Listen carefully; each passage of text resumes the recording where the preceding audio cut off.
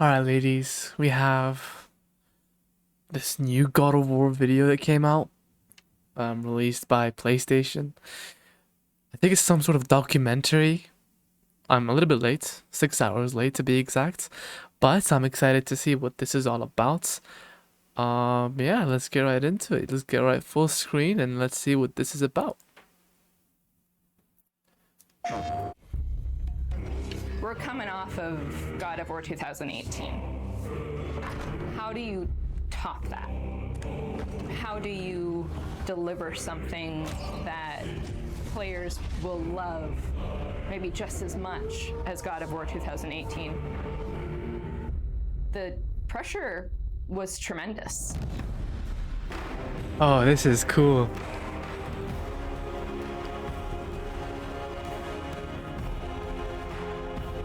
My name is Ariel Angelotti, and I am the senior producer for narrative. My name is Richard Gobert. I'm the story lead for God of War Ragnarok. I'm Jody Kupsko, and I'm the supervising dialogue designer. It's my job to shape the story along with our writing team, our narrative director, and game director. As a producer, it's my job to help build a team to create that content, to own the schedule in realizing that content. I oversee the dialogue production throughout the entire titles. Every line of dialogue that you hear, every human vocalization and effort and grunt, our team touches. So I'm a man now, like you? No. We are not men. We are more than that. The responsibility is far greater. In the story of God of War 2018, we find Kratos seemingly having turned over a new leaf in the Norse lands.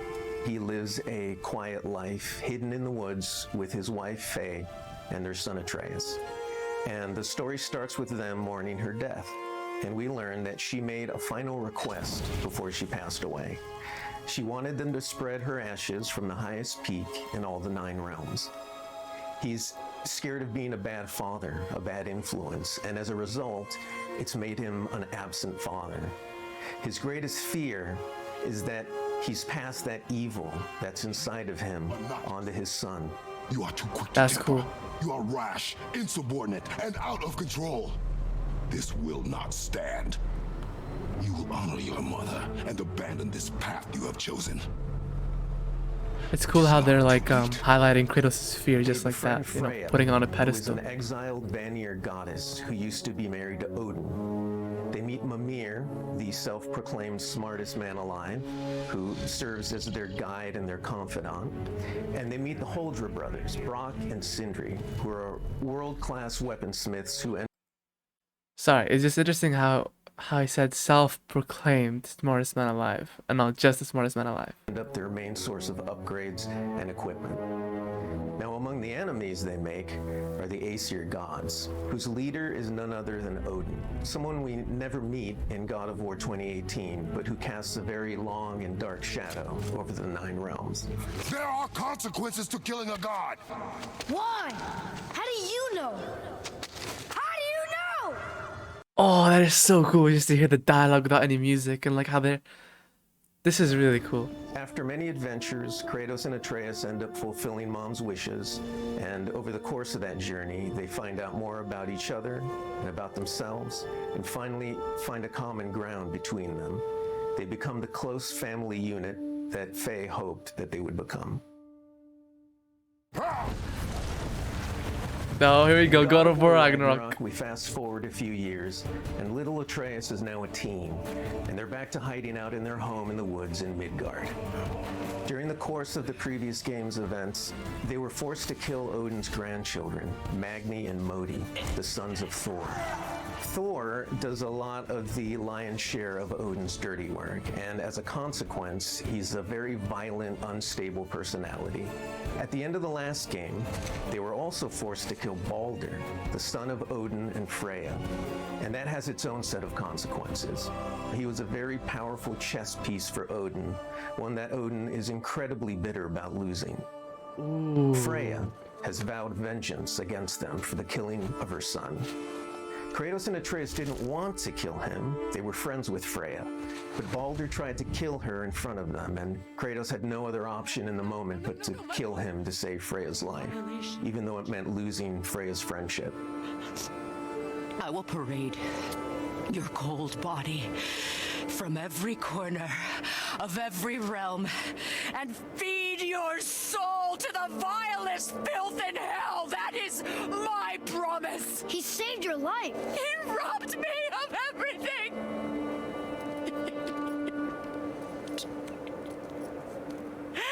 Everything. His death is also foretold to bring about Fimbulwinter, which is a brutal 3-year winter that is then followed by Ragnarok. It's an Whoa. apocalyptic war between all the Norse Whoa. gods, the giants, the dwarves, and the elves, and an army of the dead. They're all destined to fight in a battle that basically ends the world. Kratos is understandably worried about his son and what it means for him.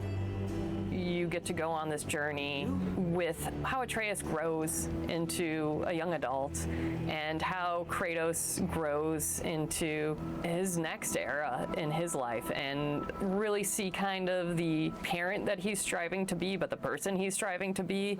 I find that tale so incredibly relatable.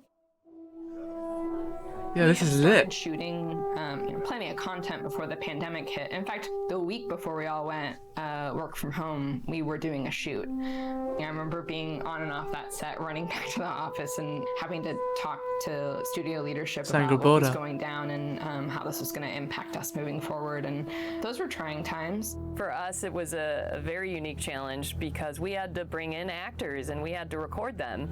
And so we had to look at different ways of adapting our typical motion capture process and dialogue recording process so we can continue production and continue at the quality that we wanted for our players and our fans. We had some actors stand in for other characters, actors who were already, who were like core to one of the scenes, might just be able to play a background character in another scene to be able to avoid a situation where too many people were on set on any given day. We avoided compromising the story that we were trying to tell as a result of the pandemic and these limitations that we had to deal with. There were no cinematics that we changed. We still have the same characters in them in the final game. We just had to get a bit creative with how we shot the content. Our actor for Atreus, Sonny, is a teenage boy, and his voice changed dramatically throughout the several years on this title. I don't want to fight anyone. I just want answers. We had to go in and even out that performance so it sounds like it took place over a short period of time. That was a unique challenge on this one. Interesting. The prophecies say Fimbulwinter leads to Ragnarok. War is coming.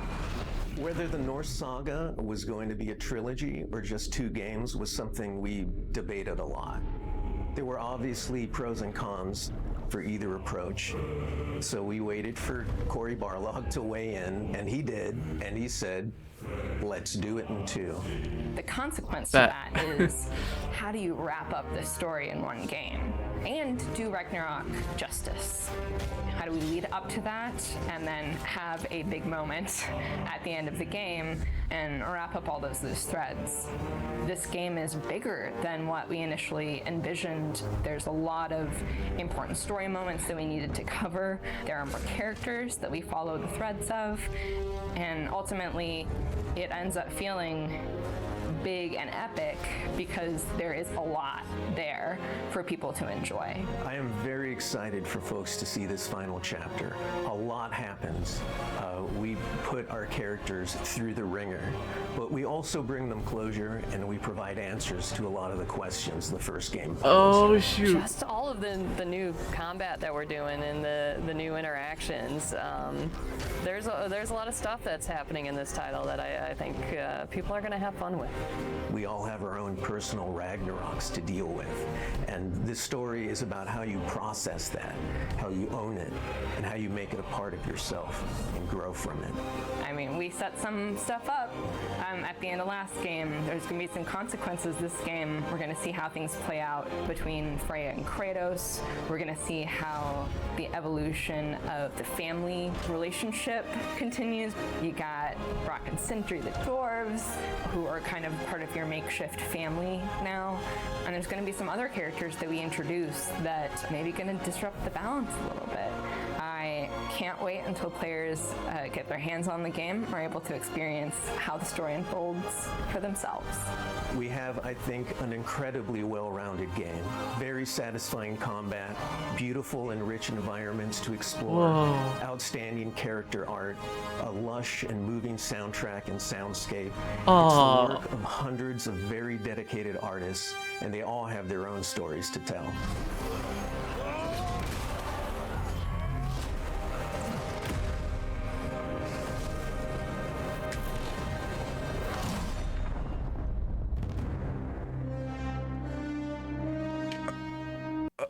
I can't wait. Oh my god. There's so much to take in. They said so much. I don't know where to start. Just look at the... There's like, oh my god, like what do you think is gonna happen in this scene? Why is Atreus stopping Kratos? Oh man. Oh man, this is so good.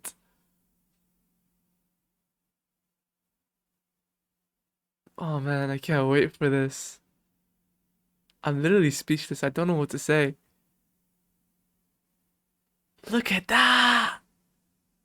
Look at that! Wow. The statue's all broken though. Up here. I wonder if that was because of natural causes or something else. But my goodness. And look at Kratos being more of a dad. Like, look at the way he's holding Atreus. Look at this. Look at this. This is so good. Man, I can't wait. I can't wait. Holy crap, man. I can't wait. This is gonna be so good. So many, I've already, like, so, the way they talk. Like, oh my god, is there gonna be a new God of War after this? Or is this the last God of War? I'm all over the place right now. Like, I don't know what to feel. I don't know what to feel, man. Is this really gonna be the last God of War? It can't be. This can't be the last God of War. Come on now. Come on.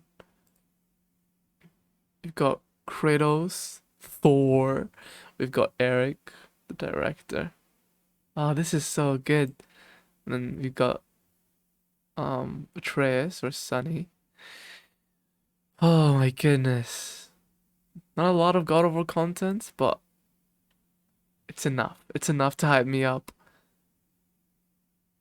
My god, man. I'm so excited. Oh my god, I'm so excited. Duh. It really gets you like going and like, oh my god, what do you think is gonna happen in Ragnarok? Are they actually gonna be able to wrap it up?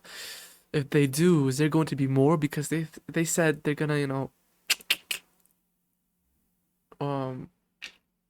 make sure that all the loose threads are not loose anymore, if that makes sense. I don't know why I made snipping signs. Don't know where I was going with that. But it's just like, what am I trying to say? Like, no, I don't think they're gonna get rid of all of the loose ends. There has to be some sort of a loose ends, right? Just in case they're looking to make a new God of War game, or just in case, like I doubt they're gonna like end everything there because of that. I don't know. We're just gonna have to wait and find out. This video has gone way longer than it has to, but I'm quite literally speechless. I literally have nothing to say. Quite literally speechless. But yeah, if you guys are excited as I am to play this game, leave a like, subscribe, and turn on the notification bell for more content like this. And stay tuned. So for when the game comes out and I play it on the channel, I really can't wait. I can't. All right, bye.